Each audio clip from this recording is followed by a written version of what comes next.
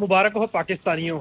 हमारी वज़ीर आला पंजाब मरियम नवाज चलान की मद में जो 10-15 करोड़ रुपया इकट्ठा हुआ है, उसके जनाब हेलमेट खरीद के जो जिन लोगों को चलान हुए हैं हेलमेट की मद में जनाब उनको हेलमेट वापस दिए जाएंगे। यानी कि जितने भी लोगों ने को चलान हुए हैं वो चलान की कापियां संभाल के रखें। मरियम नवाज साहिबा जनाब वो तमाम की तमाम रकम के हेलमेट खरीद के बाकायदा तौर पे दफातर में रखेगी और लोग अपना चलान की कापी शो करेंगे, डाटा उसका देखा जाएगा, उसको हेलमेट वापस उसको हेलमेट दिया जाएगा।